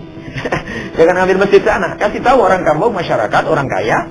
Bahasanya di sana perlu Quran. Untuk perlu apa? Insya Allah dapat. Yakinlah kepada ini. Tapi jangan mengambil masjid. Ini adalah undang-undang ya. Yang harus kita patuhi undang-undang agama. Ulama yang menjelaskan Al-Quran dibaca di luar masjid saja tidak boleh kalau Al-Quran itu diwakafkan untuk di masjid. Maka ini adalah kita harus menggunakan sesuatu itu sesuai dengan syarat wakifnya apa. Nah kalau saya membeli jam untuk masjid, untuk masjid. Kecuali saya berpesan, saya meminjamkan, saya berwakaf untuk, saya wakaf sound system untuk masjid dan kebutuhan orang kampung. Nah ini lain cerita. Itu pun harus hati-hati. Orang kampung harus ada amanat. Tapi kalau untuk masjid nggak bisa. Tapi kan masjid milik kita bersama. Masa kita nggak boleh pakai? Sehingga ada acara di rumahnya tetangga, karpet masjid dikeluarin, balik kotor, semuanya rusak amanat. Jadi Anda ketua DKM, kalau Anda sebagai ketua DKM ingat, barang masjid hati-hati. Jangan banyak minjemin duitnya masjid ke orang. Nggak boleh. Anda yang nanggung. Kalau orang yang lari yang minjem, Anda yang nanggung. Makanya jangan sampai kita cari sanjungan manusia. Ini adalah sanjungan manusia ini luar biasa. Mulai dari nerima zakat, bagi zakat itu adalah salah. Ya, karena pengen sanjungan manusia, pengen masjidnya cepat jadi, ngambil duitnya zakat, ya kan? Ya, panitia ketua panitia hebat berhasil. Tapi dari duit zakat. Pengen sanjungan manusia, minjemi orang banyak, duitnya pondok habis semuanya. Lihat kalau sanjungan manusia yang kita cari, kita tidak dapat apa-apa di hadapan Allah Subhanahu wa Ta'ala. Baik, itu saja. Kemudian kedua tentang bagi zakat yang sisa zakat yang diberikan kepada badan amil zakat tingkat kota gitu loh. Sisa zakat yang diberikan ke pemerintah. Kami tidak peduli tentang sebuah pengumpulan zakat. Bukan masalah itu yang kami bahas. Terkait pemerintah, ke Pak Presiden, Pak Wali Kota, Pak Bupati nggak penting. Yang penting adalah tujuannya itu, penyalurannya yang benar, itu saja. Saya tidak perlu, karena ini omongan yang kami sampaikan bukan saja untuk ketua masjid saja, tapi juga kepada Pak Bupati, juga Wali Kota, juga Pak Presiden. Ibaratnya begitu. Semuanya hukum Islam bukan hanya untuk di masjid, lalu Pak Bupati nggak pakai. Nggak ada. Sama. Bupati pun sama. Pak Wali Kota juga sama. Pak Gubernur juga sama. Artinya penyalurannya itu yang genah, yang benar. Nah, kemudian sisi lain bagi kita. Kalau kita ada pemimpin yang adil, maka sunnahnya kita menyerahkan zakat kepada pemimpin yang benar. Kalau pemimpin tidak benar, maka sunnah dibagi sendiri. Lah makna benar tidak benar itu urusan zakat, ya babnya zakat. Ya babnya zakat urusannya. Bukan adil dalam yang lainnya. Waktu zakat benar tidak, dia ngerti tidak, punya tim yang ngerti atau tidak. Kalau tidak punya, tidak sunnah mengantarkan ke situ. Itu saja faedahnya. Jadi kalau memang misalnya ada seorang pejabat, dia punya tim yang bagus dan disalurkan dengan cara yang benar, maka ya sunnah kita mengirim ke situ, karena dia lebih banyak nanti lebih benar pengaturannya. Tapi kalau tidak kita, apalagi ada indikasi tidak benar dan sebagainya, ada penundaan dan sebagainya, berarti dalam hal ini dia tidak adil. Biarpun dia paling bagus seluruh dunia, sujudnya luar biasa, tapi dalam hal urusan zakat kok dia salah, nggak adil dalam bab ini. Nggak boleh kita menyerahkan ke situ. Bahkan sebagian ulama mengatakan haram kalau Anda tahu bahwasanya yang Anda titipi zakat tidak benar, lalu Anda membayarkan ke situ, seolah-olah Anda kayak belum bayar zakat. Nah, ini sekarang perlu dicek. Saya tidak tahu, bahkan saya tidak pernah berurusan dengan yang demikian itu, apakah pemerintah mengarahkan ke sana atau tidak, dan kita pun juga tidak pernah ngobrol dengan mereka itu. Akan tapi ini amanah. Kalau Anda pejabat pemerintah, jangan sampai kita mengambil barangnya fakir miskin. Kalau Anda ingin membayar zakat, Anda harus tahu akan diarahkan kemana zakat Anda. Biarpun itu mohon maaf labelnya lab hebat, sebuah badan pengumpulan zakat yang paling gede seluruh dunia. Permasalahan bukan gede dan kecil depan manusia. Itu bukan. Akan tapi benar atau tidak di dalamnya. Karena ini urusannya Anda akan bebas atau tidak bebas dari urusan bayar zakat. Kalau Anda membayarkan zakat ke tempat yang salah, Anda seolah-olah belum membayar zakat. Kalau Anda tahu seperti ini, masih saja penyaluran bayar zakat buat rumah sakit, zakat buat acara muktamar atau acara muktamar itu istilahnya muktamar bahasa bukan muktamar Indonesia, muktamar atau nadwah, diskusi atau seminar. Zakat ini tidak benar itu semuanya. Yang mengadakan adalah badan pengumpulan zakat tertentu. Kalau ada yang seperti itu, Anda tidak boleh mengirimkan ke situ. Karena dosa Anda menumpuk-numpuk. Zakat Anda tidak terpenuhi. Yang kedua, Anda menolong dia berbuat maksiat. Karena Anda terus bayar di tempat itu. Dan memang kita perlu. Dan kami menghimbau kepada semua yang mengurusi zakat, ayo kita tingkatkan ketakwaan kepada Allah Subhanahu wa taala. Kita bakal ditanya di hadapan Allah. Ini hartanya fakir nih, jangan sampai diambil. Hartanya orang sudah innamas shadaqatu lil fuqara. Ini jelas-jelas fakir miskin. Nah, ini harus diutamakan dalam hal ini. Akan tapi ya, subhanallah ya, kalau kita menemukan sesuatu, kadang-kadang orang itu senang kebiar. Jadi kalau saya membayar zakat tidak ke tempat itu, saya tidak pernah. Kenapa? Profesional. Profesional yang dimaksud adalah kenal syariat, bukan manajemen ekonominya yang maju. Ini urusan zakat. Sama korban pun demikian. Urusan zakat ini profesional adalah sesuai dengan syariat. Bukan hanya sekedar. Apalagi ada sebagian mengadopsi dari pendapat-pendapat baru yang ya untuk ini, untuk rumah sakit, untuk ini. Tidak masuk itu semuanya. Mohon maaf siapapun kalau ada yang tersinggung dengan perasaan kami, ada perasaannya oleh kalimat kami mohon maaf. Inilah yang kami ketahui. Mohon maaf bukan berarti ini tidak tahu. Oh, Syekh Usul Qurtubi fatwa ini, Mahmud Saltut fatwa ini. Kita sudah ngerti itu fatwa itu tidak ada. Akan tapi setelah ditelaah, lah kok tidak masuk itu? Karena ini mazharatnya lebih banyak. Karena kita khianat kepada si fakir. Ya, nggak masuk akal orang sakit mau mati bilang mau minta duit zakat, bilang mati saya bangunkan rumah sakit dulu nanti saya buat ke rumah sakit dulu nanti. Setelah itu rumah sakitnya yang melarat juga masih bayar. Usia. Katanya pembuatan rumah sakit diambilkan dari duit zakat. Orang melaratnya masuk masih ditanya di data punya uang apa? Oh, DP dan tidak ada kan? Ini bagaimana subhanallah? Buku dibagi-bagi ini yang pernah. Buku dibagi-bagi. Tapi yang kaya dapat juga. Ya nggak benar. Sehingga duit ini tidak diberikan kepada yang berhak. Mohon maaf urusan zakat harus hati-hati. Ada lagi. Jadi saya tidak peduli urusan pemerintah. Tapi bukan itu yang kami maksud. Intinya harus benar dibagi. Siapapun yang membagi. Pokoknya. Kalau mau pemerintah harus kita dukung. Wajib. Tapi kalau sudah nggak benar. Zakatnya buat rumah sakit. Zakatnya buat sekolahan. Zakatnya buat pondok. Anda tidak usah mengirim ke tempat itu. Karena tidak jatuh zakat ini. Menurut siapa? Bukan menurut kami. Mohon maaf, ini tidak punya apa-apa. Ini orang bodoh ini. Ulama-ulama itu, mulai dari ulama sahabat tabi'in, 4 madhab, dan ulama-ulama besar yang di Indonesia yang ngerti madhab Syafi'i, kenal Ibnu Hajar Al-Haytami, kenal Ibnu Romli, kenal Khatib Sirbini, yang mensyarahi satu kitab yang namanya Minhajul Talibinnya Imam Nawawi, baca itu semuanya, apa kesimpulannya? Ada tidak untuk masjid? Nggak ada semuanya. Nakal dari Qafal Syafi'i yang kami sampaikan tadi, nggak ada itu nakal dari Qafal Syafi'i yang sebenarnya itu bukan fatwanya Qafal Kabir Syafi'i. Baik, ini adalah masalah zakat. Mohon maaf, jangan sampai Anda sia-sia. Wahai orang kaya, Anda akan ditanya di hadapan Allah. Syukurilah nikmat yang Anda terima itu. Bayarkan zakat sesuai. Kalau Anda harus membayar zakat kepada si kiai yang melarat, memang kalau ada kiai yang melarat harus didahulukan dong. Ini kalau kiai melarat di kampung Anda, banyak kiai di kampung masuk ngaji terus, sepeda motornya itu saja. Jadi kadang-kadang untuk apa-apa sudah bingung. Nah, ini perlu didahulukan kiai melarat. Tapi bukan karena kekiaiannya, karena kemelaratannya. Di samping melarat dia adalah orang yang berkiprah dunia dakwah, bukan karena dakwahnya, tapi karena kemelaratannya. Kasih itu. Cuman jujur, kalau ada orang kaya cinta ulama, kok ulama dikasih duit zakat, ini kaya nggak bener. Zakat itu kotoran harta. Kalau Anda cinta guru Anda, ambilkan dari harta yang paling bersih, bukan dari duit zakat.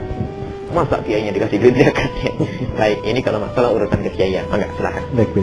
Pertanyaan ketiga, Bu. Kalau ada orang tua mengumpulkan zakat untuk anak-anaknya, padahal anak-anaknya sudah dewasa. Itu ya, zakat itu ibadah yang harus dijalankan oleh orang diri. Tidak bisa diwakilkan kecuali orang itu memang lemah. Misalnya pingsan, gila, dan sebagainya, atau anak kecil. Maka selagi orang sudah balik, maka dia zakat sendiri-sendiri. Dalam mazhab kita Imam Syafi'i rahimahullah, tidak sah zakat itu yang berniat orang lain. ini bisa istiqlal, dia bisa berniat sendiri. Maka kalau ada orang tua ingin menjakatkan buat anak-anaknya, kasihkan saja, nak ini ada duit begini untuk kamu, zakatlah sendiri. Seperti itu.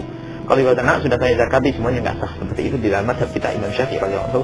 Tapi kalau orang tuanya memberikan kepada anak, sudah saya katakan berat semuanya. Nanti datang semuanya ya sini. Karena anaknya mungkin ngumpul ya, mungkin punya anak 12 untuk hidup karenanya rumahnya banyak. Karena abahnya selalu seperti itu kebiasaannya, mengeluarkan zakat di rumah saja. Sudah dibungkus di 12 orang ya. Nah ini beras saya kasihkan kepada kamu, niat sendiri-sendiri. Sah. Yang keluarkan adalah, yang bayar adalah bapaknya, diberikan kepada sang anak. Setelah itu anaknya berniat masing-masing, baru itu sah. Bisa aja diatur, tidak ada masalah kok. Hanya niatnya saja yang perlu dirubah. Baik, itu saja. Baik, pemirsa Cirebon TV, kami nantikan lagi penelpon berikutnya di 0231 375 5333. Mungkin satu periode lagi untuk pertanyaan ya. Silakan di nomor. Baik, sudah ada yang masuk. Halo, assalamualaikum warahmatullahi wabarakatuh. Halo, assalamualaikum. Halo. Assalamualaikum. Dengan siapa, di mana Ibu? Ibu Ningsih. Ibu? Ningsih. Devi. Iya, Ningsih. Ibu Ningsih di mana? Cirebon. Di Cirebon. Mana Ibu pertanyaannya? Ini Pak Ustaz mau nanya mengenai pernikahan. Mohon diperkeras sedikit Bu, kurang mengenai jelas pernikahan. Mengenai pernikahan perceraian. Kalau suami mengatakan 3 kali talak itu gimana ya? Umpama berapa tahun yang lalu udah mengatakan cerai. Lalu berapa tahun lagi pernah lagi ngomong cerai, tujuh lagi. Terus berapa tahun lagi pernah ngomong cerai lagi. Nah itu kadang kita sudah sampai lupa berapa kali atau mungkin baru 3 kali. Itu gimana itu? Masih sah suami istri atau sudah tidak boleh lagi gitu atau gimana itu? Baik. Terima kasih. Baik, terima kasih Bu. Ya, kami nantikan lagi 2 penanya lagi di 0231 375 5333. Dan kami harapkan pertanyaannya sesuai dengan tema ya Bapak. Baik, kita kami terima lagi. Halo, assalamualaikum. Halo, assalamualaikum. Assalamualaikum. Halo. Halo, assalamualaikum. Waalaikumsalam. Ya, dengan siapa, di mana Ibu? Dari Ibu Ina. Di Ibu Jati Ina? Barang. Iya. Jati Barang. Di Jati Barang. Mana Ibu Iya. pertanyaannya? Ini Pak Kai, saya kan ibu bidan ya. Terus untuk ininya zakat tuh, saya biasanya kan selain dari gaji dari penghasilan luar gitu ya.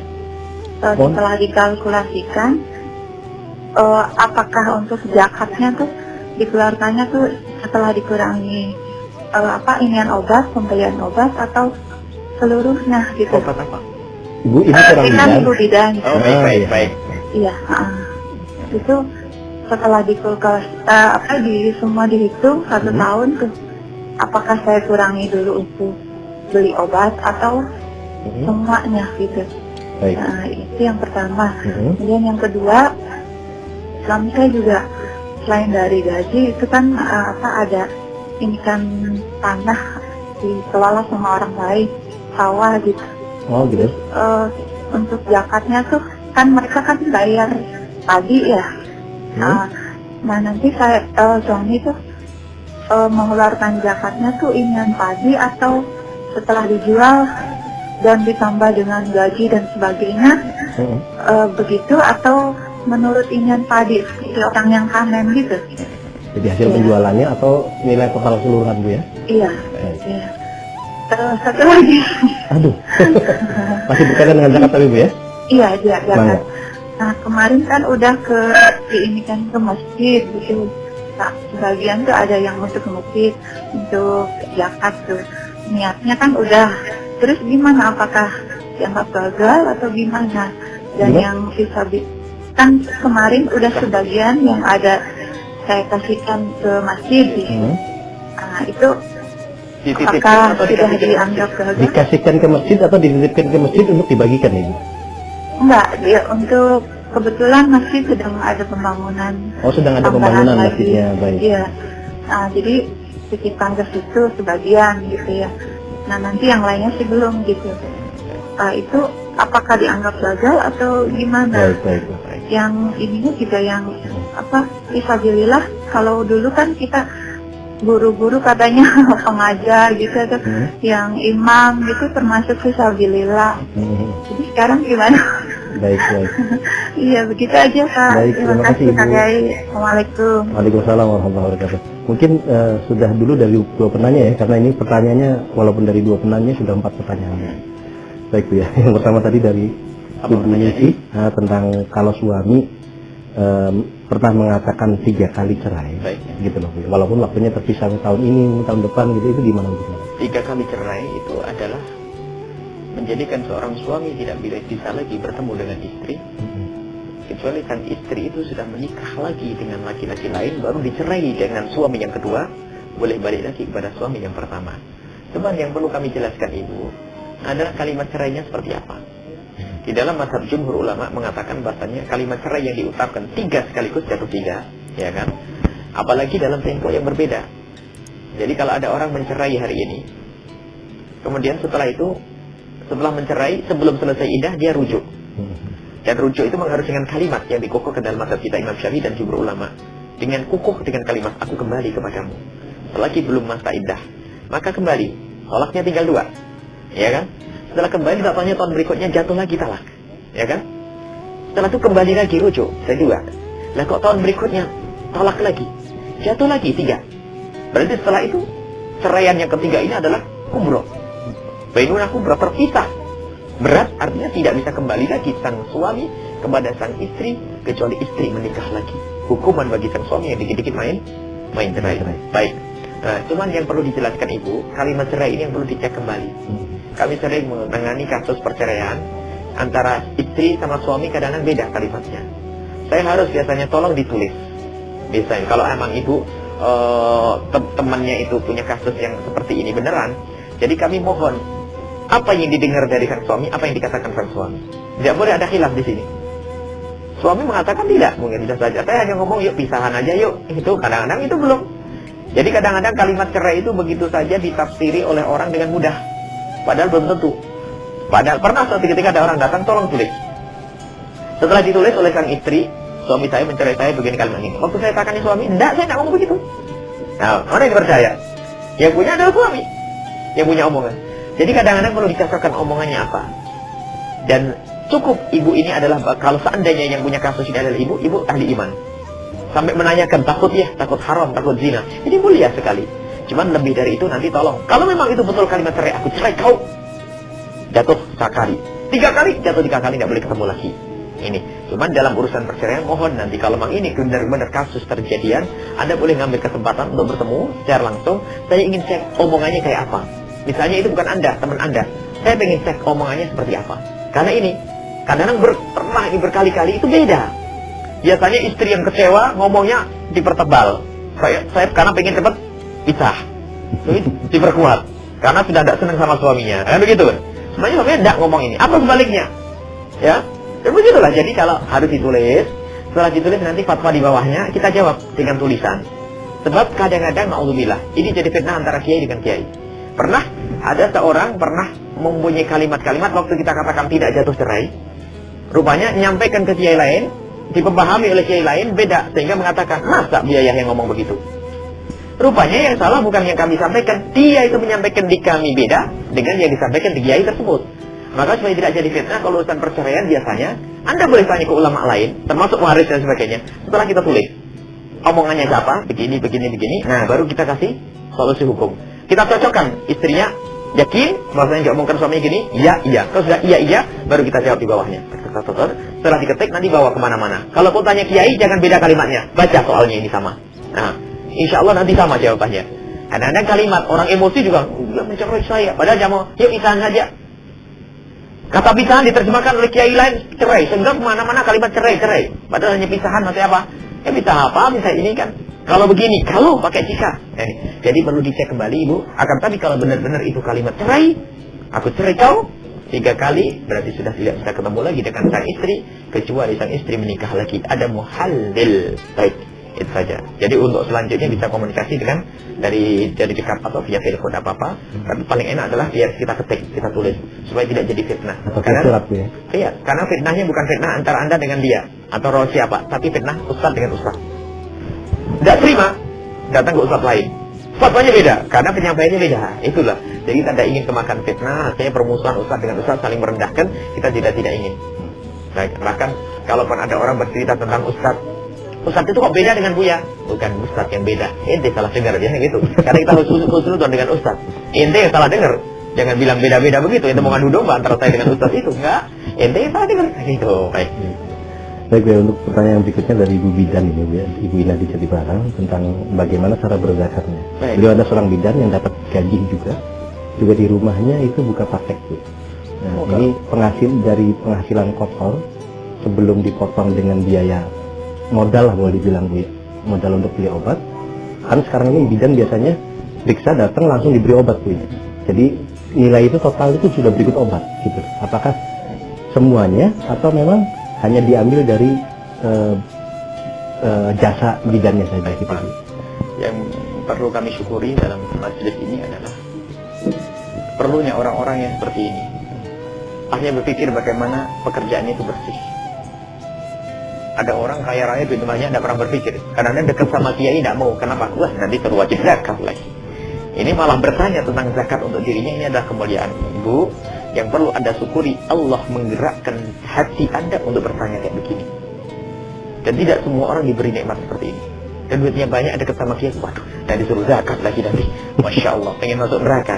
Anda bertanya. Sementara zakat profesi yang Anda tanya, itu adalah zakat profesi. Ini adalah ijtihadnya orang akhir zaman. Dan itu bisa dipakai, disesuaikan dengan mazhabnya Imam Abu Hanifah. Dan itu masih masuk akal. Pun karena itu tidak terlalu diberatkan. Karena ini masalah ijtihadiyah.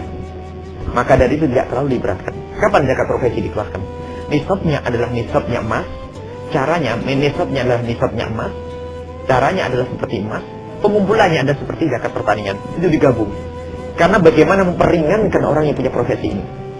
Karena memang tidak ada di dalam fikih dahulu zakat ini. Itu ada. Sebab tidak kebayang zaman dulu orang punya gaji 15 juta, nggak ada. Zaman sekarang saja. Maka ini ijtihadnya orang mutaakhirin, disesuaikan dengan yang ada di dalam mazhab Imam Abu Hanifah radhiyallahu anhu. Maka begini, zakat profesi sesuai yang dikokohkan ulama akhir mutaakhirin, disesuaikan termasuk dari ulama mazhab Syafi'i di akhir zaman sudah melirik mazhab ini. Karena apa? Jangan sampai petani yang panen 6 bulan itu hanya 2 ton. 2 ton itu kan nilainya cuma 6 juta ya? Hah? Iya, 6 juta. 6 juta. 2 ton suruh keluarkan zakat. Seorang yang gajinya sebulan 10 juta tidak wajib keluar zakat. Nah, ini. Akan pun demikian, mereka masih takut. Kalau memang tidak pernah ada aturan zakat untuk orang punya profesi, kami tidak berani mewajibkan. Sebab biarpun itu orang kaya, tidak wajib. Kan begitu? Tapi enggak. Ikut menengok mazhab Imam Abu Hanifah, ternyata semua yang menghasilkan harus dikeluarkan zakatnya. Maka dari itu ulama berijtihad, tapi ijtihadnya paling ringan. Nisabnya adalah nisabnya emas. Banyak. Ya kan? Kemudian pengumpulannya seperti pengumpulan zakat pertanian. Yang dikeluarkan adalah sedikit 2,5% seperti emas. Nah, jadi setelah itu kesimpulannya begini, Ibu. Barangkali ini mukadimah saja zakat profesi ini, bahwa itu bersyukur kalau ada orang masih menekuni zakat profesi. Karena ini adalah ya masalah ijtihadiyah tapi masuk. Maka diringankan. Semuanya itu dari hasil bersih penghasilan. Mulai dari Anda mungkin punya orang yang jaga, yang ngeladeni Anda, bayari semuanya, ya kan? Dari obatnya beresin semuanya, baru sisanya yang bersih. Berapa duitnya? Kalau Anda kumpulkan 1 tahun bisa mencapai nilai 90 gram emas, alias 27 jutaan. Jadi kalau bersihnya itu selama 1 tahun, senilainya adalah sekitar 27 juta, maka Anda keluarkan 2,5% dari semuanya, dari 27 juta. Kalau 50 ya 2,5%-nya. Mungkin Anda bertanya, tapi kalau kami keluarkan setiap bulan bagaimana? Boleh mendahulukan zakat sebelum waktunya, yaitu namanya nyicil. Lebih enak, tidak terlalu berat. Boleh. Jadi seperti itu, Bu, semua obatnya Anda potong. Biaya yang layani Anda potong. Yang membersihkan tempat bidan Anda itu Anda potong semuanya, baru bersihnya Anda keluarkan zakat. Itu tidak repot. Ini saja. Kemudian yang sebagian sudah diberikan kepada masjid. Oh baik. Masjid, baik. Sebagian gitu. Sebagian baik. Apa yang Anda berikan kepada masjid tidak jatuh zakat. Anda keluarkan zakat lagi, ketahuilah yang Anda kirim ke masjid jadi sedekah. dan pahalanya besar. Itu amal jariah sampai mati kapanpun itu akan dipakai sholat dan itu akan sampai pahalanya kepada Anda. Tapi karena tidak jatuh zakat, maka Anda keluarkan. Berapa sih? Nah itu, apalagi kebetulan belum semuanya. Anda keluarkan untuk yang lainnya selain untuk masjid, fakir miskin. Lalu masjidnya bagaimana? Bagus, keluarkan yang sunnah nanti. Dari rezeki Anda yang banyak itu, Anda keluarkan untuk sedekah yang bukan wajib. Jadi sedekah dalam bahasa Arab itu adalah untuk zakat. Hanya bedanya sedekah sunat sama wajib. Kalau sedekah wajib namanya zakat, sedekah sunat ya infak kita itu. Baik. Kemudian untuk suami Anda, pertaniannya adalah keluarkan zakat pertanian. Ya. Zakat pertanian itu adalah 10%. Jika yang diandalkan adalah air hujan. Jika pengairannya adalah dengan mesin, maka zakatnya adalah nisful usur, 5%. Kapan itu? Ya waktu panen. Itu sebelum dibagi dengan kongsinya, sebelum dibagi. Jadi waktu itu dikeluarkan zakatnya dulu. Makanya kami himbau kepada orang yang kerjasama dengan orang harus dikasih tahu dong tentang zakatnya ini. Jangan sampai Anda kerjasama, yang satu ngerjain, misalnya Anda punya tanah, orang lain ngerjain. Kapan zakat dikeluarkan? Sebelum dibagi. Sebelum dibagi, ya, nisabnya adalah kurang lebihnya adalah 7 kuintal beras. Atau kalau dijadikan padinya adalah sekitar 1,1 ton atau 2. Jadi selagi orang punya penghasilan beras sekitar 1 ton, 1 ton kan 10 kuintal ya? 1 ton, 1,2 padi, saat itu wajib dikeluarkan zakatnya. Berapa? 5% jika kita menyiram sendiri. Atau dengan air hujan, pengairannya, atau dengan sungai, maka menjadi 10%. Itu yang harus kita keluarkan dari zakat ini. Dan ini amanat, subhanallah. Semoga Allah berikan kemudahan bagi suami Anda. Nah setelah itu jadi duit, nggak wajib keluarkan zakat lagi. Jadi nggak ada barang itu dizakati 2 kali. Nggak ada barang dizakati. Kalau sudah dizakat di situ, kemudian padinya dijual, jadi uang nggak wajib zakat. Ada orang sebagian salah, zakat itu dipikir semua yang keluar duit, nggak, mengeluarkan duit nggak. Misalnya Anda punya rumah, Anda jual, bukan jualan rumah ya, ingat. Anda punya rumah 2, ya cukuplah rumah 1, ngapain rumah 2. Rumah Anda jual, harganya 5 miliar, wajib zakat atau tidak? Jawabnya tidak wajib zakat. Kenapa? Anda menjual barang-barang Anda, bukan dalam perputaran ekonomi ini. Anda menjual uang Anda nilainya 5 miliar, nggak wajib zakat. Lihat, ini loh urusan fikih itu harus adil. Bukan memihak pada si fakir. Ya kamu karena hasilnya jualannya 5 miliar, keluarin zakat dong. Nggak ada Islam begitu. Jadi duitmu, duit Anda 5 miliar. Kalau mau sedekah mah lain. Tapi kalau zakat nggak ada. Zakat bersila sama, miliknya fakir kita jaga, miliknya orang kaya kita jaga. Nggak ada dolim kepada fakir, zakat dibagi ke masjid, apa orang kaya. Wah ini baru jualan nih.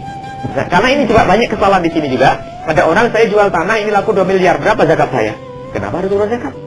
Kan 2 miliar, biarpun 10 miliar, 1 triliun Anda jualan, asalkan bukan jual beli. Kalau orang jual beli ya wajib keluarkan zakat, jual beli. Tapi ini Anda jualan, rumah Anda, tanah Anda jual, maka tidak wajib keluarkan zakat. Ini diantaranya harus kita perhatikan. Nah, ada pun suami Anda keluarkan zakatnya pertanian, keluarkan sendiri. Kemudian setelah itu mungkin ada profesi yang lainnya, maka itu pun sesuai dengan zakat profesi, nggak bisa digabung. Jadi setiap zakat punya bagiannya sendiri. Anda punya toko, keluarkan zakat sendiri. Anda punya simpanan duit, zakat sendiri. Ini bukan digabungkan, toko dengan duit digabung, tidak. Duit dengan profesi digabung, tidak. Untuk menggenapi 1 nisab nggak ada. Islam tidak seperti itu. Itu beratkan nanti. Kalau tokonya katanya belum 1 nisab, ya enggak. Profesinya tidak sampai 1 nisab, ya enggak. Di sawahnya tidak 1 nisab, ya enggak. Banyak tapi setiap satu-satu yang enggak, ya enggak wajib zakat, selesai. Kenapa? Kita akan berubah syariat, enggak. Dolim kepada orang kaya juga haram, sama dolim kepada si fakir haram. Islam itu adil. Dan itu lah, wallahu a'lam. Ada lagi? Baik, itu sudah. Baik, insyaallah. Baik, pemirsa Cirebon TV, dimanapun Anda berada, demikianlah pertemuan kita pada malam hari ini. Semoga apa yang sudah dibahas tentang zakat pada malam hari ini akan lebih meyakinkan kita untuk melangkah sebagai badan amil zakat, dan kita yang berhak mengeluarkan zakat pun tahu bagaimana yang harus kita keluarkan dan kepada siapa kita harus mengeluarkan, penyalurannya seperti apa. Dan semoga dari apa yang disampaikan oleh Guru kami ini semua bisa bermanfaat buat kita semua. Dan akhirnya kita sampai ke sesi yang terakhir, yaitu kesimpulan dan penutupan doa yang akan langsung dibawakan oleh Guru kami, Bu Yaya. Kepada beliau kami persilakan. Kesimpulannya adalah kami mengajak kepada diri kami sendiri untuk berhati-hati dalam urusan yang semacam ini. Karena urusan haknya orang lain kita berikan, jangan sampai kita tahan. Khususnya miliknya orang fakir, kita bantu mereka tidak, malah haknya mereka kita halangi. Seberapa gede kezaliman kita. Dermawan sama fakir tidak, ngurusi zakat miliknya orang fakir kita cegat, masya Allah. Maka itulah, jadi kita selalu harus menghadirkan keinsyafan di hati kita. Kata guru kami Habib Abdullah bin Muhammad Baharun, kalau ente ingin ngomong urusan fatwa, keluarkan dari kepentingan pribadi. Keluarkan dari kepentingan pribadi, maka saat itu akan keluar fatwa yang benar, fatwa yang netral, fatwa yang benar. Maka saat inilah, di saat kita mendengar ini semua, keluarkan. Ayo, biarpun selama ini saya ustaz menerima sepanjang waktu, ya sudah, sekarang kita sesali. Allah Maha Pengampun, jangan diulang lagi. Atau masjid kita selalu terima, ayo kita hentikan. Renovasi masjid, informasi ke orang, masjid tidak terima zakat, insya Allah ya Ustaz. Madrasah, pondok pesantren tidak terima zakat. Sebutuh apapun pondok tidak boleh ngambil dari zakat. Mohon maaf pondok. Di pondok alhamdulillah orang pada makan semuanya, Ustaz. Masa harus ngambil milik orang fakir? Dan juga kami himbau kepada semua pengurus pesantren dan sebagainya, memang harus lebih hati-hati. Jangan sampai kita termasuk takhawud. Wala ta'kulu amwalakum bainakum bil batil. Tidak boleh kita mengambil hartanya orang lain dengan batil, kecuali dengan cara yang benar. Tidak boleh. Rijalan, orang-orang. Ada inna rijalan yatahawwaduna, yang diancamkan oleh Rasulullah. Yatahawwad, nyelami, ngacak-ngacak duitnya orang. Harta Allah yang bukan miliknya, dighairi hakin dengan cara yang tidak benar. Lahumul naru yaumal qiyamati. Mereka akan mendapatkan api neraka di hari kiamat. Dan ini adalah ancaman dari Rasulullah SAW. Hadis sahih diriwayatkan oleh Imam Al-Bukhari rahimahullah ta'ala. Dan juga hadis sahih bahwasanya sedekah itu tu'khadu min fuqaraihim wa turaddu ila aghniyaihim, diambil dari tu'khadu min aghniyaihim wa turaddu ila fuqaraihim, diambil dari orang kaya dan dikembalikan kepada orang fakirnya mereka. Ini harus kita perhatikan. Semoga Allah berikan kepada kita semua keinsyafan. Itu saja. Allah Maha Pengampun. Cepatlah, jangan nambah lagi. Kalau kemarin salah, yang lalu kita tinggal minta ampun kepada Allah. Nah, istighfar, sekarang jangan ditambah lagi. Karena kemarin kita ngikuti fatwanya ulama, biarpun sudah kita cek kembali ya. Sekarang fatwa itu adalah fatwa yang, mohon maaf, fatwa katanya, bukan tahqiq. Bukan tahqiq, katanya. Kemudian nukil dari mutakhirin yang sudah kami jelaskan tadi. Intinya, ayo kita menginsyafi kebenaran, bersampaikan kebenaran. Ingat, orang fakir haknya besar. Kalau kita dolim, kita mencuri duitnya orang kaya, dosa. Kita mencuri duitnya orang kaya, haram. Kalau kita mencuri miliknya orang fakir, haram di atas haram. Masya Allah. Ini saja. Sambil kita doa bersama. Bismillahirrahmanirrahim. Alhamdulillahirabbil alamin. Allahumma shalli ala sayyidina Muhammad wa ala sayyidina Muhammad. Allahumma qina bi halalika haramika wa aghnina bi fadlika amman siwak. Ya Allah, cukupkan kami dengan yang halal ya Allah, dan jauhkan kami dari yang haram. Wa aghnina bi fadlika. Ya Allah, berikan kepada kami karunia-Mu ya Allah, sehingga kami tidak butuh lagi kepada selain-Mu ya Allah. Ya Allah, jagalah kami dari mengambil haknya orang lain, dan jagalah kami dari menghalangi haknya orang lain ya Allah. Siapapun ya Allah, ya kami ya Allah yang hadir di tempat ini atau yang menyaksikan acara ini, berikan kepada kami keinsafan, kesadaran ya Allah. Baik kami yang membayar zakat, atau yang membagi zakat, atau yang menerima zakat ya Allah, berikan kami kesadaran ya Allah. Selagi zakat wajib kami bayar, berikan kepada kami kemudahan untuk membayar zakat. Dan jika kami orang membagi zakat ya Allah, berikan kepada kami bimbingan agar kami tidak salah bagi ya Allah. Dan jika kami orang yang tidak butuh zakat, lalu orang memberi zakat kepada kami, berikan kepada kami kesadaran untuk menolak ya Allah. Karena kami tidak ingin makan miliknya orang lain. Kami tidak ingin makan barang haram ya Allah. Ya Allah, bimbingan-Mu ya Allah. Tidak ada satupun mendapatkan petunjuk kecuali Kau beri petunjuk ya Allah. Tidak ada satu orang pun yang bisa sadar kecuali Kau beri kesadaran ya Allah. Ya Allah, siapapun orang yang menyaksikan acara ini, yang mendengar acara ini ya Allah, yang tersinggung mereka, hati mereka tersakiti oleh kalimat kami ya Allah, kami mohon muliakan mereka dengan segala kebaikan ya Allah, keluarga mereka dengan segala kebaikan ya Allah, dan berikan kelembutan hati, ketulusan, keinsyapan ya Allah, sehingga mereka bisa menerima kebenaran sebagaimana kebenaran ya Allah. Dan ampuni kami ya Allah karena telah menyakiti orang lain ya Allah. Akan tapi ya Allah, ini yang kami yakini sebagai syariat kekasih-Mu Nabi Muhammad ya Allah. Arinal haqqa warzuqna ittiba'a Allah. Berikan kepada kami ya Allah, tunjukkan kepada kami kebenaran dan mudahkanlah kami untuk mengikutinya ya Allah. Wa arinal batila batila, dan tunjukkan kepada kami kebatilan, kesalahan sebagai kesalahan dan kebatilan. Warzuqna dinabah, dan mudahkanlah kami untuk menjauhinya ya Allah. Ya Rahman ya Rahim ya Rahman ya Rahim. Ya Allah, jadikanlah kami ahli membayar zakat ya Allah, dan jangan kau jadikan kami orang yang menerima zakat ya Allah. Ya Allah, mudahkanlah kami untuk jadikanlah kami membayar zakat ya Allah. Ya, dan jangan sampai kami menjadi orang yang menerima zakat ya Allah. Ya Allah, bersihkan kami ya Allah, harta kami ya Allah. Jangan sampai masuk ke mulut kami kecuali harta yang bersih ya Allah. Jangan sampai masuk ke mulut anak-anak kami duit zakat ya Allah. Jangan sampai masuk ke mulut kami duit zakat ya Allah. Jangan sampai masuk ke mulut santri-santri kami duit zakat ya Allah. Kami ingin yang masuk ke mulut mereka adalah uang yang bersih ya Allah, harta yang bersih ya Allah, yang kau ridai, yang menjadikan sebab keridhaan-Mu nanti di akhirat ya Allah. Ya Allah, mudahkan segala urusan kami, lapangkan rezeki kami. Jika ada yang sakit, sembuhkan. Yang punya hutang, mudahkanlah kami dalam bayar hutang kami ya Allah. Kirimkan kepada kami orang-orang tulus ya Allah, orang-orang ikhlas ya Allah. Dakwah ya Allah, perjuangan ini masih panjang ya Allah, masih panjang ya Allah. Ya Allah, perjuangan tantangan semakin berat, maka kirimkan kepada kami orang-orang tulus ya Allah. Kami masih banyak keinginan ya Allah, kami ingin banyak keinginan untuk membela agama-Mu ya Allah. Maka berikan kepada kami kemudahan untuk membela agama-Mu ya Allah, untuk mewujudkan media Islam ya Allah, untuk mewujudkan sekolah-sekolah yang kuridai ya Allah. Ya Allah, kami butuh bantuan-Mu, maka kirimkan orang ikhlas bersama kami ya Allah, pejuang-pejuang-Mu bersama kami ya Allah, ahli surga-Mu bersama kami ya Allah. Orang ikhlas ya Allah, orang ikhlas ya Allah, orang ikhlas yang berjuang dengan hartanya dengan penuh ikhlas, yang berjuang dengan ilmunya dengan penuh keikhlasan, yang berjuang dengan tenaga dengan keikhlasan, yang berjuang dengan pikirannya dengan penuh keikhlasan ya Allah. Ya Allah ya Allah, dan jadikan kami semua ahli ikhlas ya Allah. Jangan sampai kebaikan yang pernah kami lakukan tidak bisa kami lihat kelak di akhirat ya Allah. Ya Allah, jauhkan kami dari riya, jauhkan dari kami jauhkan kami dari segala macam penyakit hati ya Allah. Ya Allah, siapapun ya Allah yang hadir di tempat ini, yang mendengar acara ini, berikan kebaikan kepada mereka semua ya Allah. Yang ya Allah, yang dalam kehidupan keluarganya tidak indah dan mesra, tidak harmonis, maka pertemukan dalam cinta karena-Mu ya Allah. Jika ada di antara mereka pernah terjadi perceraian ya Allah, berikan kepada mereka solusi yang terbaik, menjadikan mereka bahagia dalam kehidupan mereka ya Allah. Ya Allah, yang mereka salah membayar zakat ya Allah, maka lipat gandakan harta mereka sehingga mereka bisa mengqadha zakat yang salah yang mereka bayar ya Allah. Dan kami semua ya Allah, kami semua ampuni kami semua ya Allah. Berikan kepada kami umur panjang dalam ketaatan serta sehat wal afiat, dan berikan kepada kami semua ya Allah husnul khatimah, mati dalam keadaan iman ya Allah, iman, dan jadikanlah ya Allah ucapan kami di akhir hayat kami kelak adalah kalimat agung dan mulia, la ilaha illallah Muhammadur Rasulullah. ربنا آتنا في الدنيا حسنة وفي الآخرة حسنة وقنا عذاب النار وصلى الله على سيدنا محمد وعلى آله وصحبه وسلم. الحمد لله رب العالمين. الفاتحة.